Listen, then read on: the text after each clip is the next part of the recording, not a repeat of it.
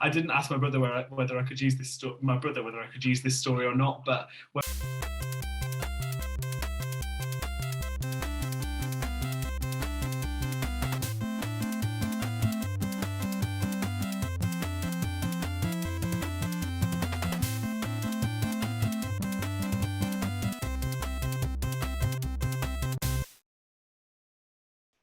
Welcome to Thinking Deeply About Primary Education, the podcast that makes time and space to really think about pedagogy, teaching and learning, professional development, anything of interest to time-poor but enthusiasm-rich primary teachers. This week, I'm joined by Amy Bills. Hello. Tom Brassington. Hello. And Lisa Metcalfe. Hello. And today we're going to focus on performance in the curriculum. But first, Amy, what's you reading for?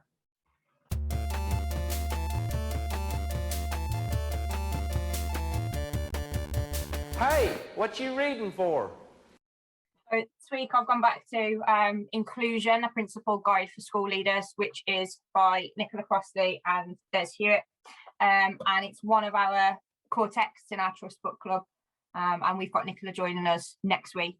She's been so generous with her time. She was the Director of Inclusion at Australia Multi-Academy Trust, and she's doing some really generous, incredible work in advising me this year in terms of an inclusion strategy trust-wide, because that's new for me.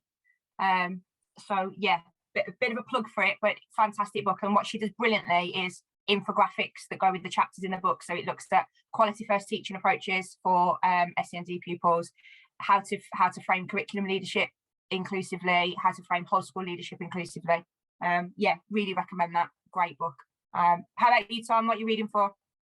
So I'm at that stage in the year where we're looking at timetables for the next academic year, and we're trying to think about how to get that right for our school and think about that curriculum offer. And I was looking for some help with that and some reading around it, and I stumbled across a thesis from a guy from Sweden called School Timetabling in Theory and Practice, and it's a really interesting paper which he basically uses algorithms to create timetables.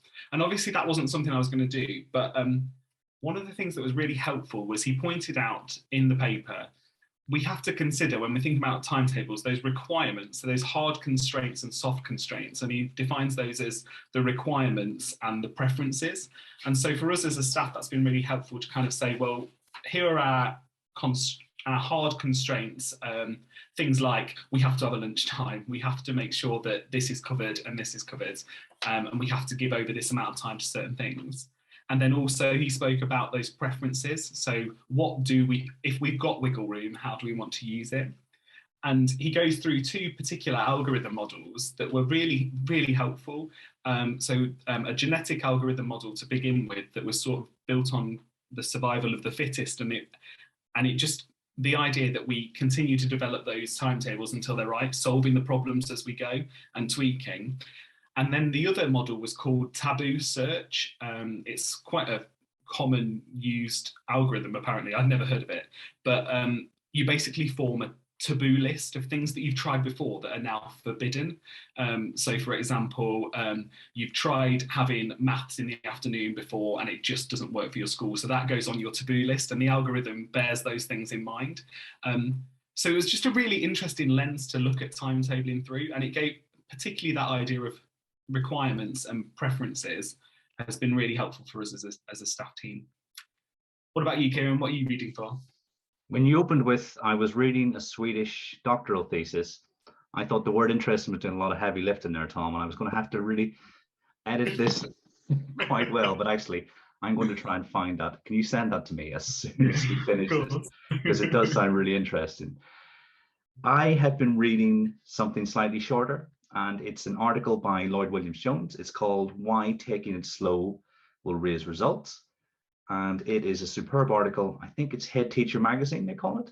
And obviously I'm a big fan of Lloyd's work, but this is him putting down maybe 18 months, 24 months worth of thinking into a constrained word limit.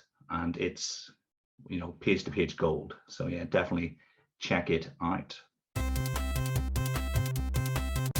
So the focus of this episode will be performance in the curriculum. And Lisa, I was wondering if you could answer my first question. When I say performance in the curriculum, what do I mean by performance? So performance, I think performance means to me sort of, I go straight to sort of the performing arts. So saying performance in the curriculum means, to me, it means sort of music, it means drama, it means dance, it means what, you know, your children being able to showcase those kind of talents, that kind of thing. And it's just, it's looking at the importance of that.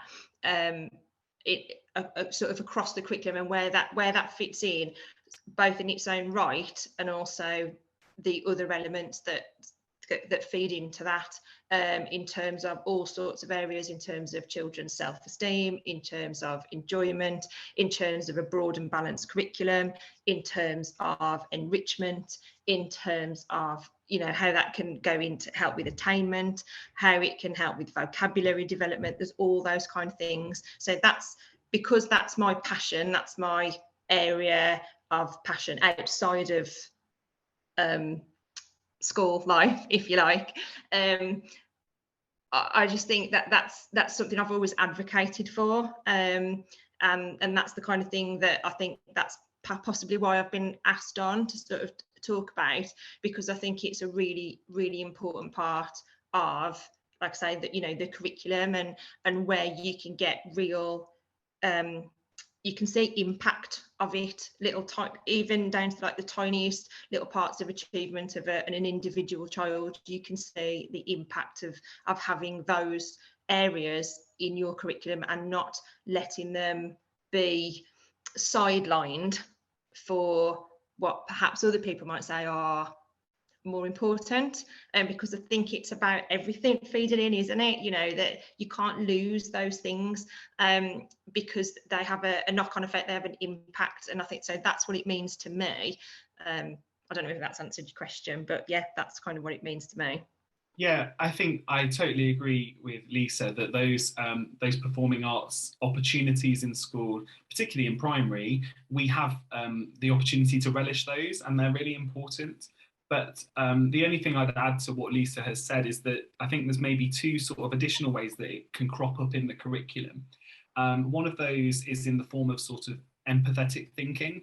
So thinking about stepping into the shoes of other people and understanding their perspective.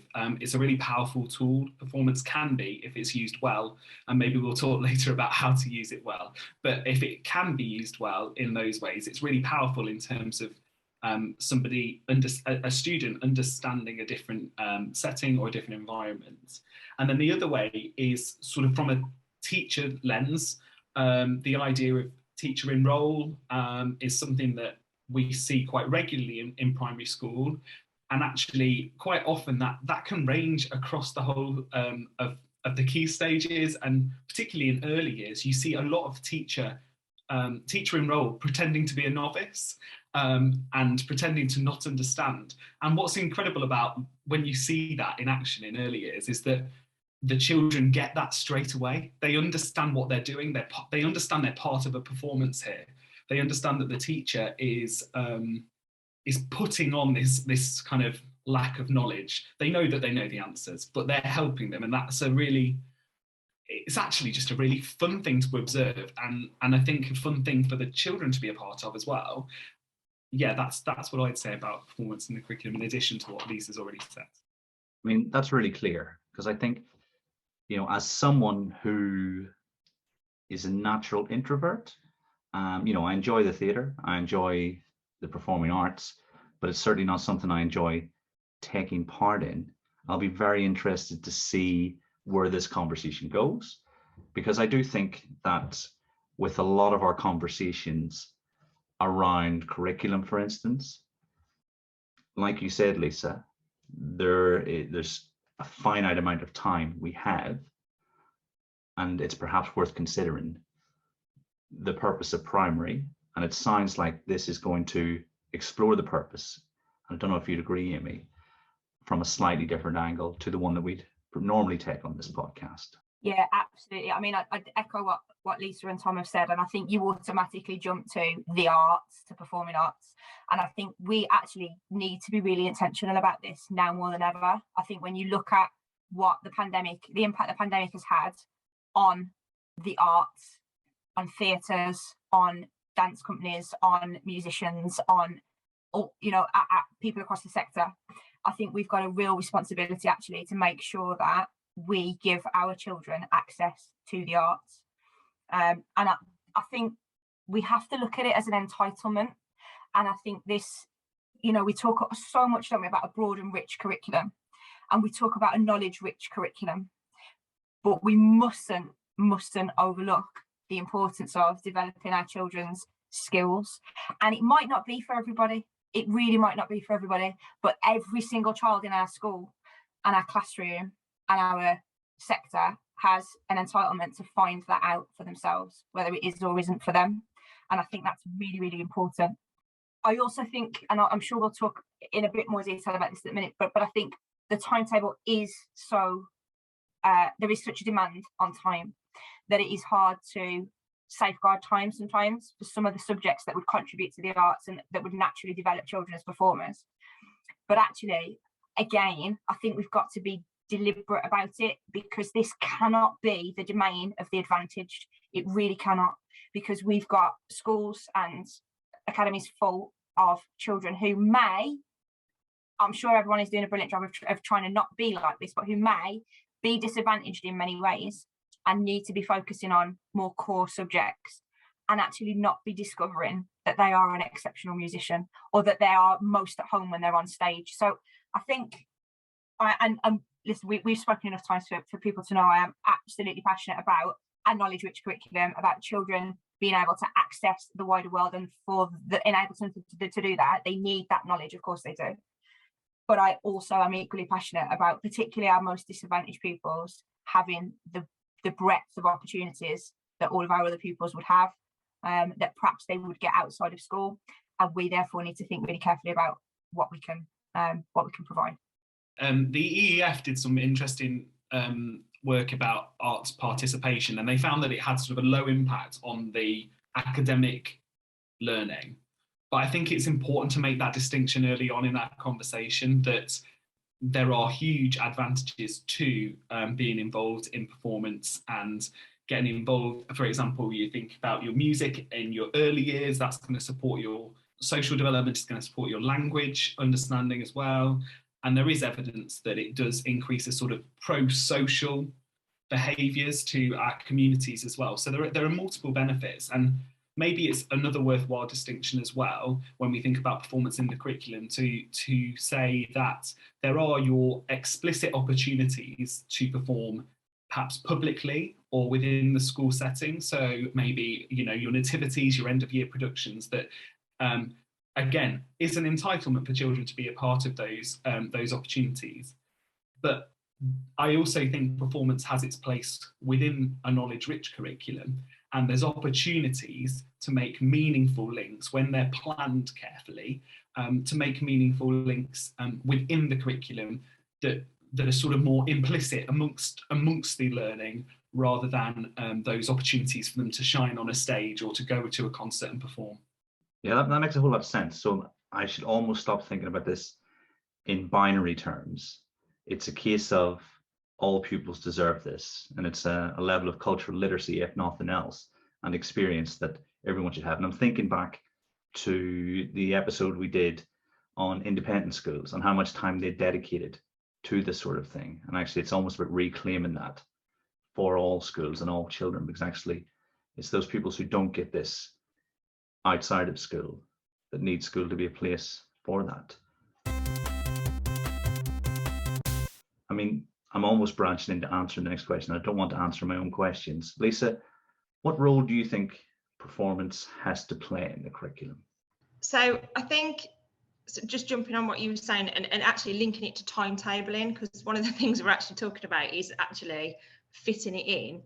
But I think as primary teachers, I think one of the most areas that we're skilled in is thinking outside the box and making links all of the time. We're constantly thinking, okay, I can link that to that subject, I can link that to that, I can get a bit of maths in here in the middle of my history lesson, I can get a bit of, so, you know, I can get a bit of music in my geography lesson.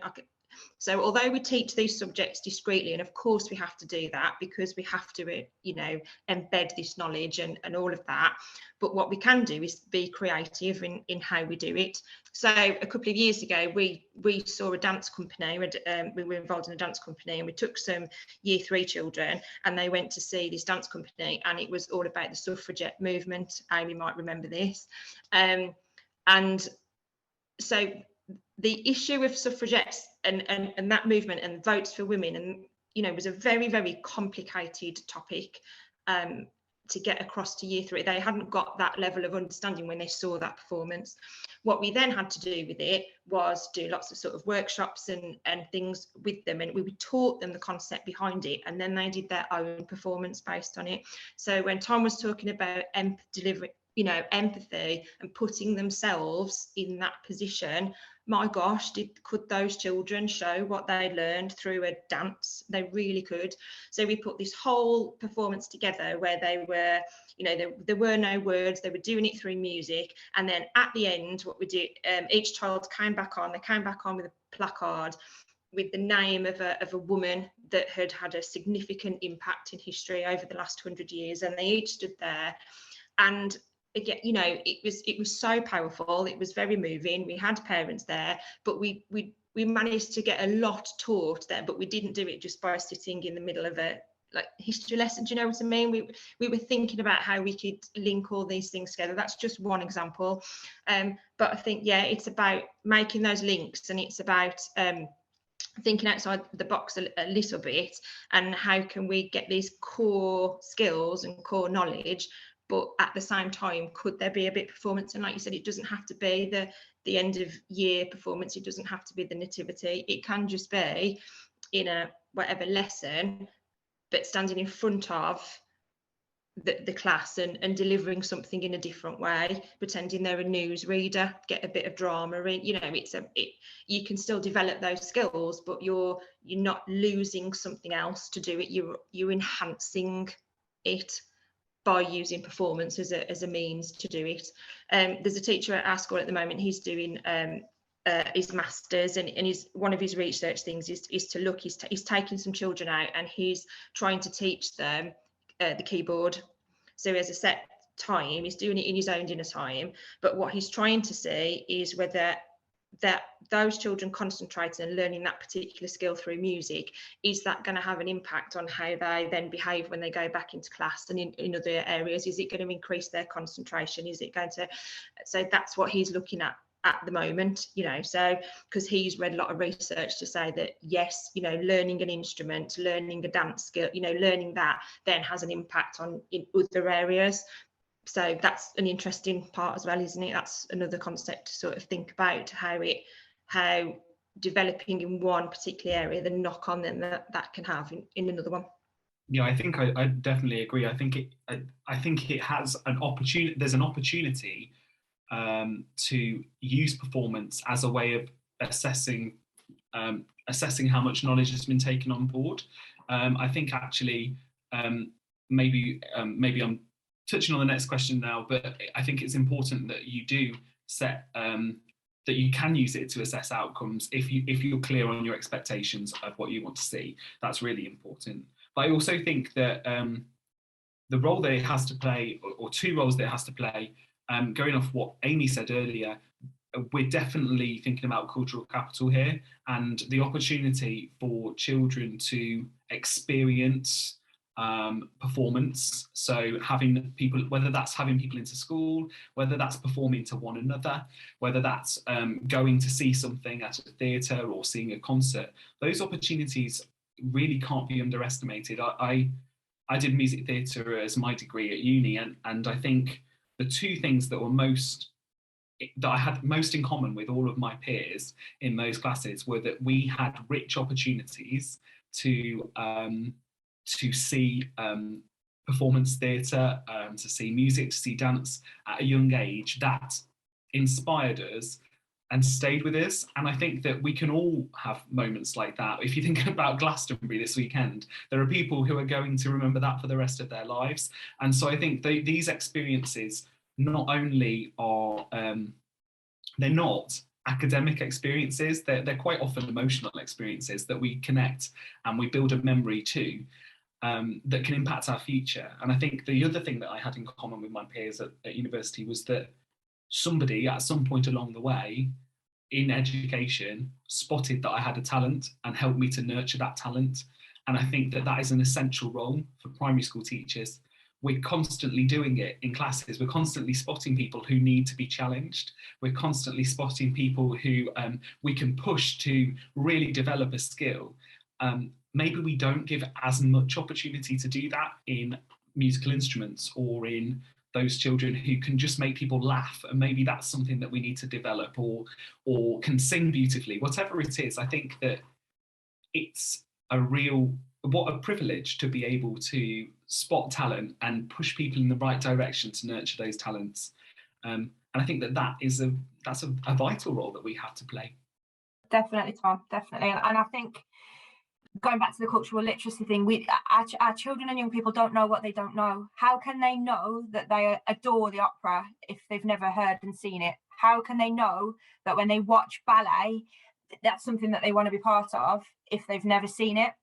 But also when we think about, come back to our core purpose of furthering education, if you like, and think about what we want our young people to end up being able to do, which is to have a seat at any table, to be able to engage knowledgeably in any conversation with peers from any walk of life. You could argue, and I would argue quite strongly, that they are going to need that breadth and that cultural literacy to understand the references that are being made in the conversations that they're having, equally as much as they're going to need the historical and the geographical and the scientific knowledge. They need that from the arts and from performance, I would argue. And that's not to say that every child is going to be a performer. They're not. But I still think there's that breadth of knowledge and that entitlement that we've got to provide. The other thing I would say about being deliberate about it across the curriculum is, and we'll perhaps unpick this a little bit more of where maybe we've seen this not go particularly well, but we can be really clear and intentional about where the best opportunities are to weave performance in. And there might be some clear endpoints in all of the subjects where performance might be really appropriate for an assessment opportunity. Might also just be really good fun. Get the parents in after school, do it in an assembly, like it's all right. We can, and what we've got to remember, particularly at primary, these are primary age children, and we want to be, it's not about glitz over, solid concrete progress and knowledge and everything else, and it's not, all the glitters is not gold. However, some glittery things just really are brilliant, and it's great for kids to just be involved in that, isn't it? And I just think we've got to sometimes just loosen up a little bit around this sort of stuff.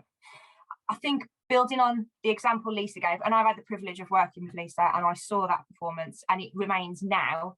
So I think I was trying to think about this the other day. I think I've now worked with about 40 academies, and that performance plus one other that Lisa led in that school, I can still feel the goosebumps from those performances. They were honestly stunning.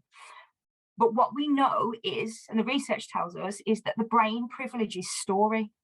So if we're setting knowledge building in story, children will remember that, and they're probably going to understand it much more deeply if they've been part of that story. So I would definitely echo the argument for that. And the last thing I would say is the wider impact that it can have. So Tom mentioned about somebody spotting his gifts and talents, and that's really important. And I think that helps our children's sense of belonging, not just as who they are, or within the school, or within a choir, they're part of a group, aren't they? They're part of a community. Or if they're in a debating club, they're part of a community. But actually, and primaries are great at this, is signposting children and families to groups outside of school. Then go and join this orchestra that is 10 minutes down the road at a different community organisation, and our children have got another sense of belonging then, and they're part of another group. So I think when we think about that cultural literacy, actually we're thinking about it way beyond our walls. I think we have a moral duty, I do, to expose our children to it, and to be really, really deliberate about doing it really effectively, because we have children in all of our buildings that will never discover things about themselves if we don't create the opportunities for them to do that. Yeah, I was just about to echo that, Amy, because I was lucky enough to have parents that took me to a dancing school. And that's a hobby that's never left me, ever. So, but some of our children don't have that. Like you said, that there might be a dancing school down the road, there might be somebody offering piano lessons, there might be, but they aren't able to access them. So we have to introduce them to it, don't we? We have to be the people that that do that for them. And like you say, you know, they deserve that, the opportunity to belong to that group. So if they're not going to get it out of school, then we need to make sure they've got that belonging in school, like I say, through doing a choir or a dance club or those extra things, which yes are time, but if you're lucky enough to have somebody in your school that can lead on that and that is prepared to give up time in lunch times or play times or after school, then that's also a fantastic way of getting it in as well, isn't it, for those children that really, really want it. Because after the sort of the pandemic, and you know, before the pandemic we'd got a really good choir, and those children really did feel that sense of belonging. No one left, no child ever left the choir because they loved it that much. And then it had to stop because it was a key stage 2-1, so we couldn't mix bubbles. So when I introduced it, so when I first set up the choir, I had about 30 children audition. When I reintroduced it about 6 months ago, nearly 100 children came to audition, because they knew it was something that they wanted to belong to and get back to. So they did that audition, and we're trying, you know, we're building that back up again. I just thought, doesn't that just show the impact? But what also showed the impact was what they auditioned with. They were auditioning with songs that they'd learned in their music lessons. So before, when I first set it up, they sing a song, they didn't really know what to do. I had to give them a song or a nursery rhyme or something. They were coming in with the year 4s were all singing Lean on Me because that was the song that they'd been doing in the music curriculum. The year 3s were all coming and auditioning Bob Marley because they'd done a unit on reggae, and you know, so that just shows the sort of the impact of it. And then we had one, and then a tiny example is a couple of weeks ago, one child went to A&E in the morning, and he said, and they said, oh, that it was something, it was just a little minor thing on his foot, but they said to his mom, go home and rest. And then he'll have the weekend, you know, to rest him back at school on Monday. And his response was, absolutely not. You need to go back to school. I am not missing choir. So, you know, that's just on an individual level, isn't it? The impact that performance and these performing arts and all of that just has on that child. That was where that child was going to get his joy from that day, was going to choir. So he made sure that he went, and that's what we've got to think about. You know, those children, where are they going to get their joy from? And for some children, that is where they're going to get it. So we need to make sure that we do give them those opportunities. I was listening to Peps McRae with my wife in the car on the way to work this week, and he was talking about if we want to motivate children, give them a sense of belonging. And I was thinking at the time, well, how do I really do that?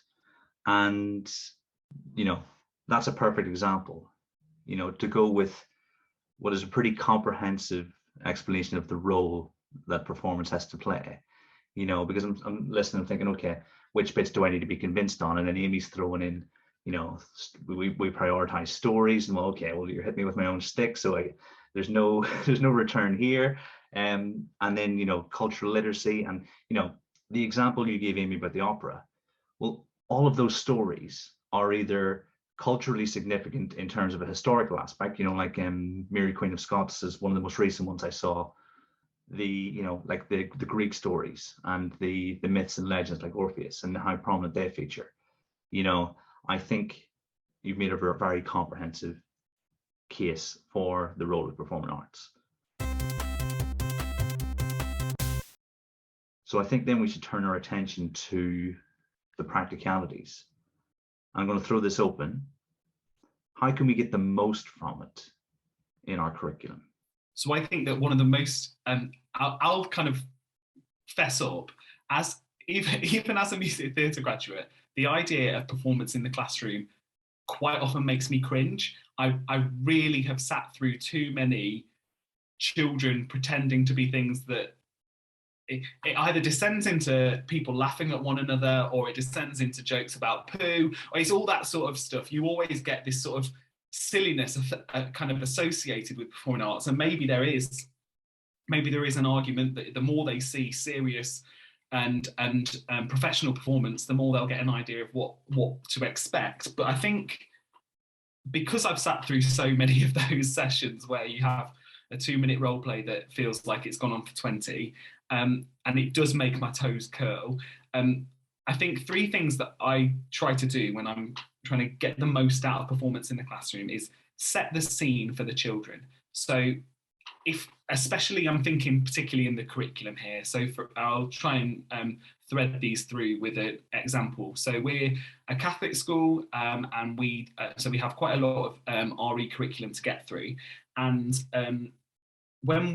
actually in that particular scenario, looking at these stories from the Bible, drama is a really powerful tool.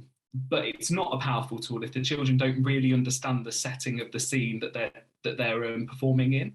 So just as we would want a context, want to provide children with a context in our history lessons or our geography lessons, it's important to do that as well, I think, when you're expecting children to perform in class.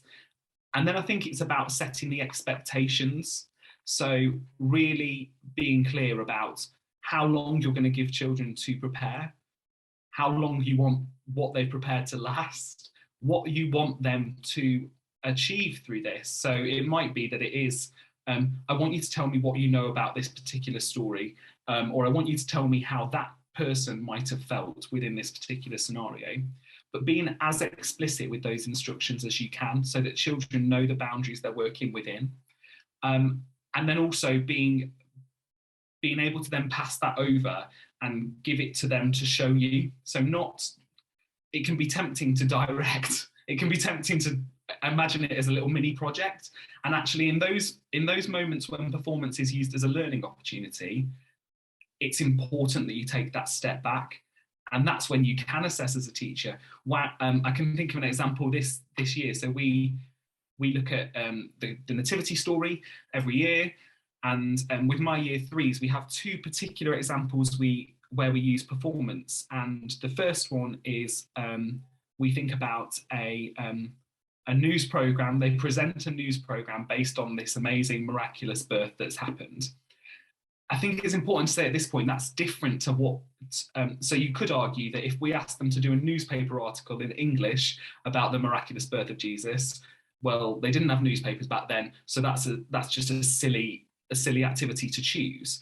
But it's important to talk about the disciplinary knowledge of drama, which is that we are creating and we're in a fictional world. So that's quite a nice way to discuss how it's different to our English lessons or our history lessons.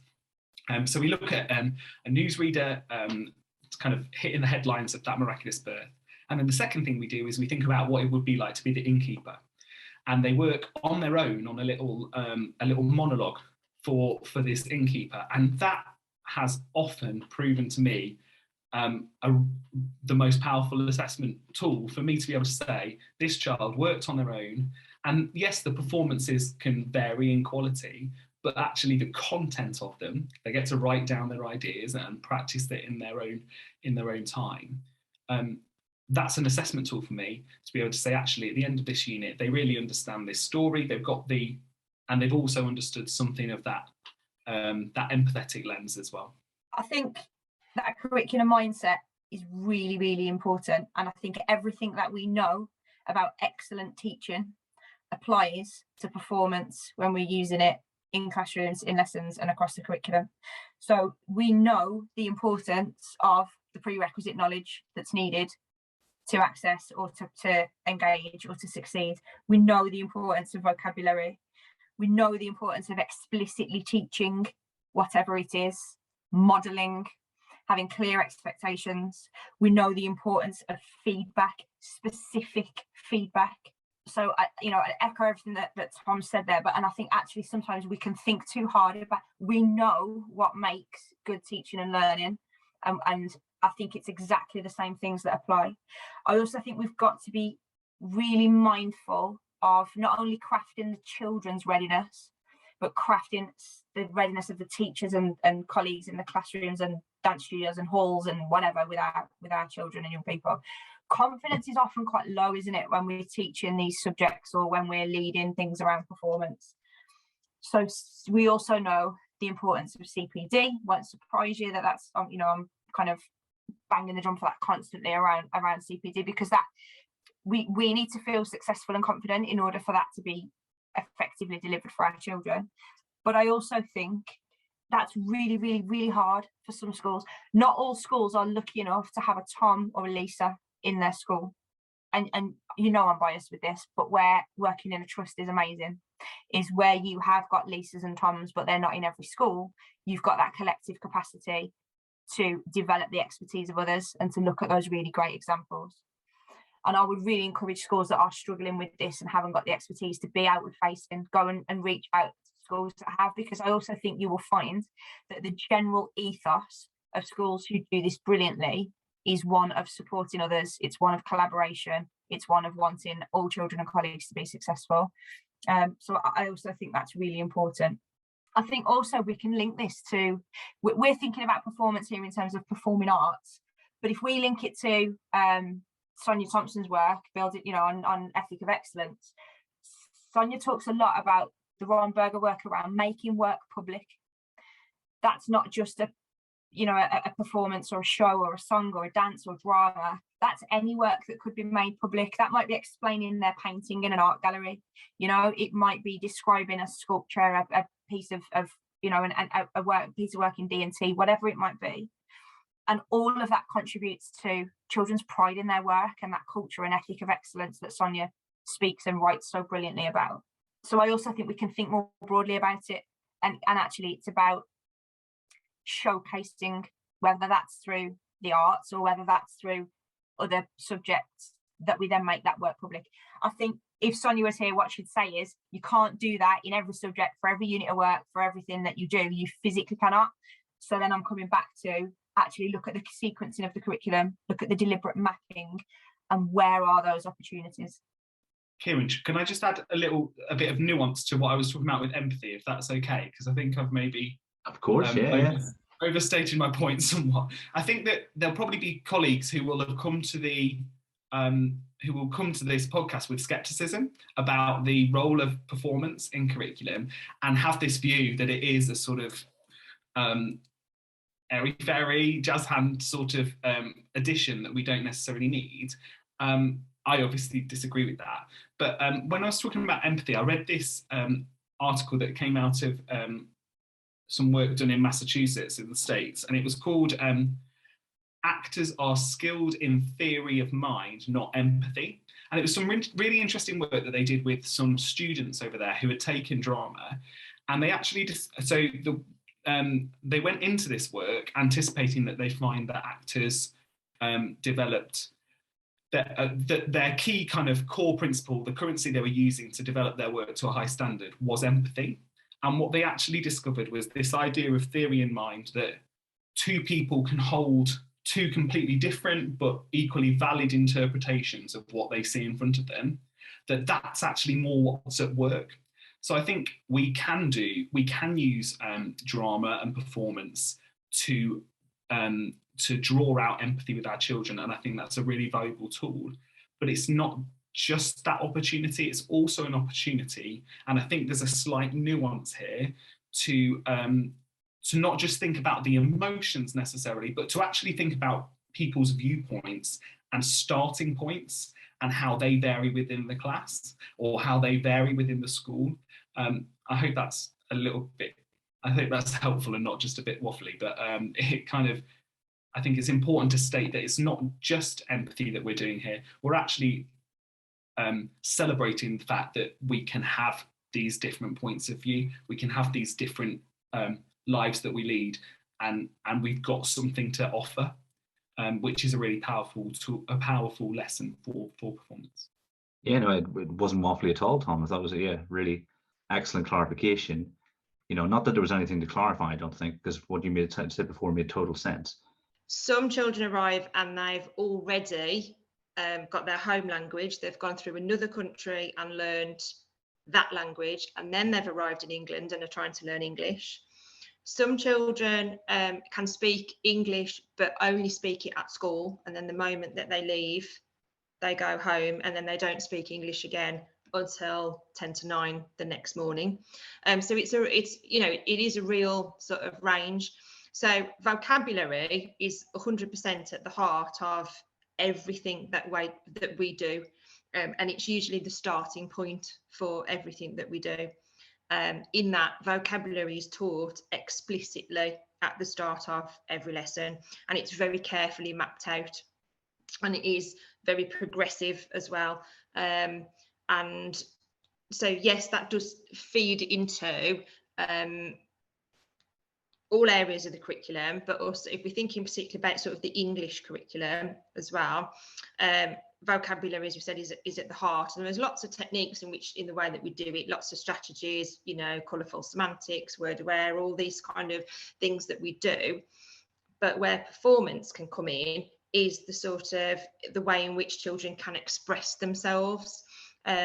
So we have got children that perhaps can't maybe speak in full sentences, etc. But then you've got them that they will try to sing along to a song lyric because, you know, they've heard it somewhere, so it's like a little hook for them, so they will do that. It's that kind of, again, going back to that sense of belonging, and it's having something in common.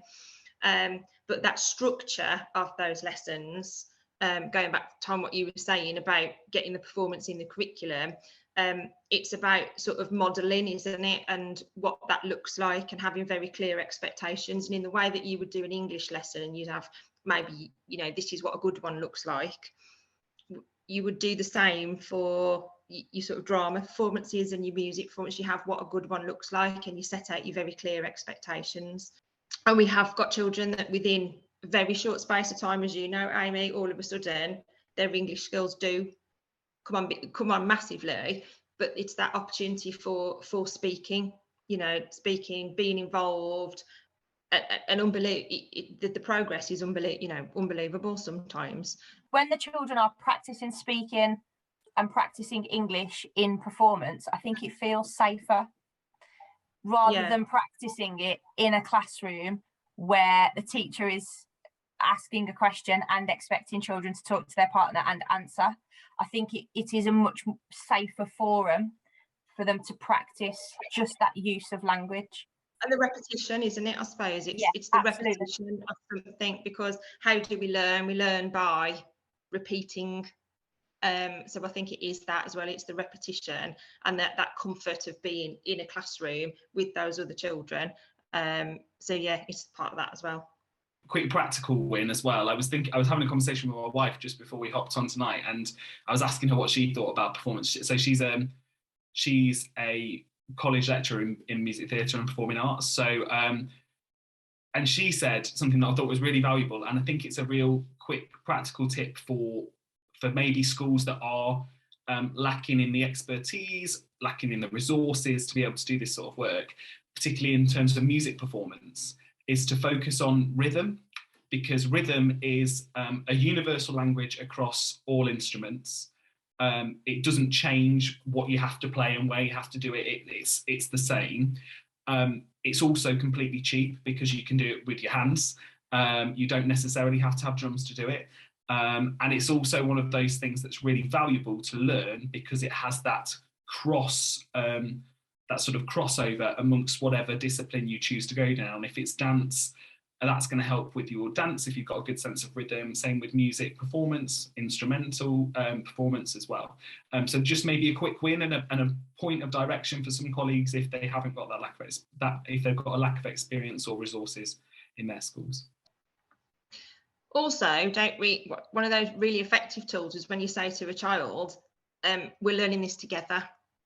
You know, so if you're feeling a lack of confidence yourself, and you talked about this earlier, didn't you, in the fact that actually as a teacher you are performing all the time, you are on that stage in front of those children a lot of the time, you are performing. So when you say to them, do you know what, I don't know that much about this, but we're all going to learn about it together. They love that as well, don't they? They feel like they're on that journey with you. So if you are lacking in a bit of confidence, whether it's in a music lesson or in a dance, it's okay to say, do you know what? It's all right. We might not be that good at it at the moment, but we're all in it together and we're going to get better at it. And then when we've come to the end of whatever it is, the end of this unit or this dance performance or this drama performance or this music, then we'll sit back and then we can do some, you know, we'll think about it, we can reflect on it then, can't we? And what have we learned? What's our journey been? Have we grown in confidence? What skills have we now got that we didn't get before? And that's where you get your, you know, that reflection, don't you, at the end? But to make them feel that you're part of it together, that's a really powerful tool as a teacher, I think. So we, you know, going back to language, when you have to teach a modern foreign language at Key Stage 2, which we have to do, in addition, when you've got children that already speak 3 or 4, and some children that don't speak English at all, and then you've got to try and teach them, say, French altogether, that feeling of, okay, we're all learning, we're all in the same boat here, we're all going to learn this word today. None of us really know what it means, we're all doing it.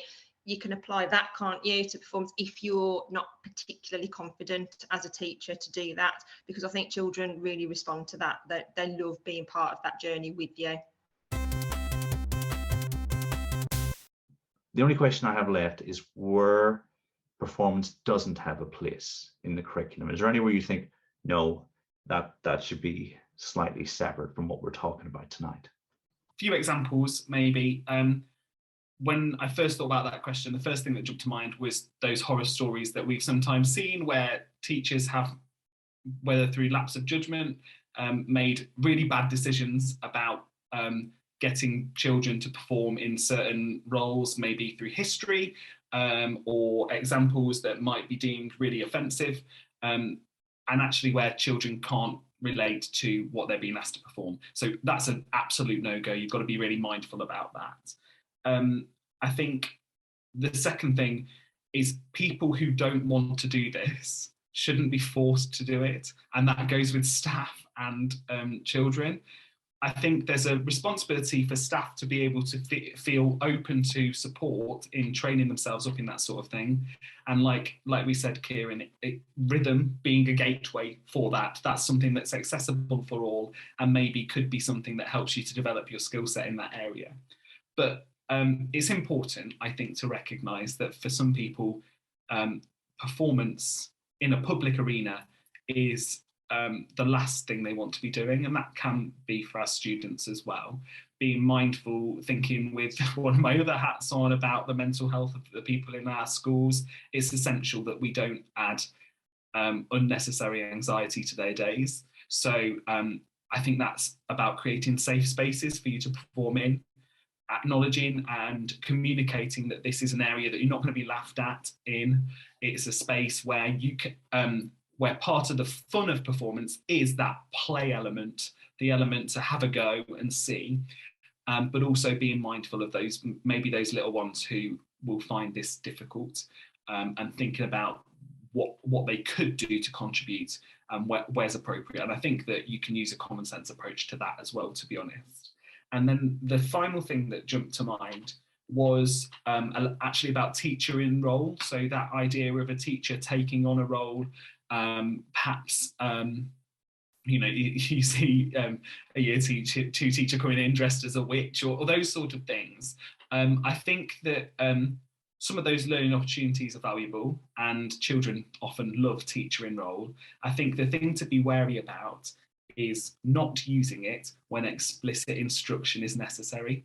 So if you've got, so I don't see my early years colleagues pretending that they don't know anything until that child that they're working with will be able to get to a solution with the teacher.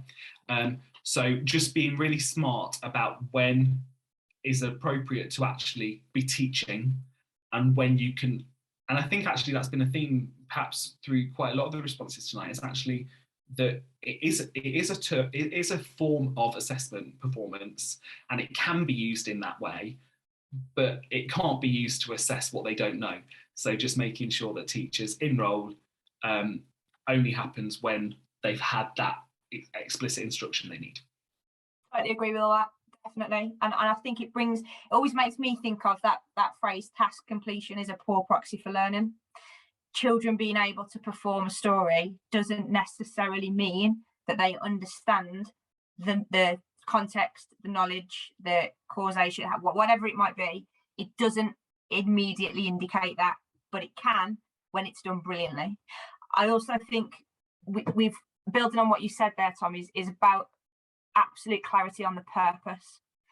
So is this performance a way in which we are going to assess children's understanding of a historical, whatever it might be, or are we assessing children's performance, in which case we're looking at something very different, and therefore the build up to that performance would look presumably very, very different indeed, because they're two very separate sequences of learning there. One is an assessment opportunity, one is developing children's knowledge, skills and understanding as a performer.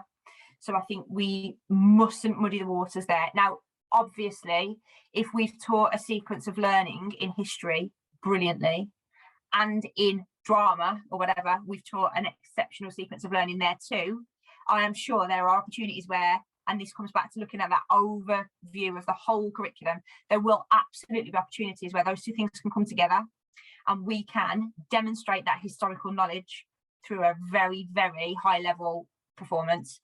Fantastic. But I would imagine those opportunities are going to be very, very few and far between across a child's entire primary journey. So I think it's not, that's not to say it's one or the other, I don't mean that, but I think let's be very clear on the purpose and really explicit, and colleagues need to be clear on that, but so do children. Children need to be really clear on that and around using the right vocabulary or the right techniques or whatever it might be. And I also think, just going back to the staff confidence and staff knowledge, if we're going to do this and we're going to ask colleagues to do this, we need to empower them with the training or the support or the guidance or the modelling from a more experienced or confident or expert colleague. And that might not necessarily be somebody in the building. There are so many resources out there that we can tap into, be it schemes of work, be it examples of performances in different disciplines, whatever it might be. We don't have to source that from within our own walls, particularly now. And I think we can, because sometimes we forget that because we're so busy in trying to just plan, deliver and you know, get things together, and we've got 6 weeks to get this ready or whatever it might be. So I think if there are also senior leaders who might have that overarching responsibility for performance or the arts across the curriculum, I think, you know, there's a real place there for distilling some of that, for signposting, for making things really accessible. So I think, yeah, being really clear and have high but realistic expectations of what children and colleagues can achieve. Yeah, I would only echo that. I think it's right. It's about, like you say, not muddying the waters, being really clear, creating that culture across your school, if you like, which isn't going to happen overnight, is it? It's something that's got to be sort of, it's got to be built up. It's not about people feeling uncomfortable. It's not about children being uncomfortable, because ultimately you want every child to take part, but you can't go from never having no expectations or no experience of performing to suddenly expecting everybody to start singing and dancing. That they're not going to do that, are they? So it's, you know, we've referenced before this kind of low threat thing, you know, that level, but being clear that this is the ultimate goal, and setting those, like you would in any other lesson, you'd set that progression, wouldn't you? You'd have what you think is going to be your end point. And it's not about saying that you're going to do it all the time. It's got its time and it's got its place, hasn't it? It's not, you can't make every lesson a performance. It doesn't need to be. So it's about pinpointing when it's going to be effective and for what reason. Is it effective because it's going to show learning and knowledge, or is it effective because it's an opportunity to show skills that they have learned? Like Amy was saying, you need to be very clear about the because there is a difference there, isn't there? So that's what you need to, and not sort of suddenly go, right, okay, I'm going to expect them all to sing a song about this. And you could, because you wouldn't in another lesson expect them to go, you know, in a maths lesson, suddenly go, okay, today we're going to do, and then just chuck something in, would you? You know, everything is planned for, and it's the same with performance, isn't it? Really, it's those planned for opportunities where it's going to be effective. So if it's not going to be effective, then there's no real point. So what is the point? Is it to assess knowledge or something, or is it to assess that skill in its own right? What you guys have provided is almost, and I'm thinking about the title of this episode, it's almost the traditionalist approach to performance in the curriculum, because, you know, Tom was very rightly saying that okay, he knows the audience, there could be some skepticism, but actually everything you guys have said is hitting all the key markers of what I would see as effective teaching and learning, and a sensible approach to the utilization of a tool in the curriculum, you know. And so genuinely, as someone who, like I said at the start, not interested in being that person who teaches it, but understands the value, you've actually convinced me that were I in the position where it was required of me, I should be seeking out professional development so that I change that aspect of my practice, you know. So, and I think there's a very, very high chance that that will happen to a lot of people who listen to this episode. I think you guys have done a fantastic job of outlining the case for performance, how to get the most from it, and what to avoid, you know, and I think it all connects really, really well, you know. So, you know, thank you very much, guys. I just say this probably won't make the cut. But I didn't ask my brother whether I could use this story or not. But when we were in primary school, I got the role of Joseph in the Nativity, and when I was in year 2, and Joe isn't as performance influenced as I was. And when they were in year 2 themselves, I mean, it's so bad. The teacher they just refused to smile, and the teacher printed off a laminated smile on a stick that Joe stood in the Nativity and held this laminated. So my advice would just be, don't you dare print off laminated smiles on sticks and give them to children, because that's never going to work. You know, that's going to be the outtake at the beginning. Yeah, you need to get permission from Joe for that inclusion. It's been fascinating. I think all that's left to do, I've got one more question. Amy, have you submitted your talk for the ResearchEd National Conference? I haven't, but it's the 29th of June, so I think I still got a tiny little bit of time, but no, I haven't. Am I going to for national? No, I don't think so. Am I looking at some a little bit more locally to start dipping my toe in? Maybe. Well, that's a step forward. Thank you. I'll ask you every time you come on until it happens. All I said to do is say thank you very much for joining me. Thank you very much, Tom. Thank you very much. Thank you, Lisa. Thank you. Thank you, Amy. Thank you. Pleasure as always. And everyone at home, until next time, thanks for listening.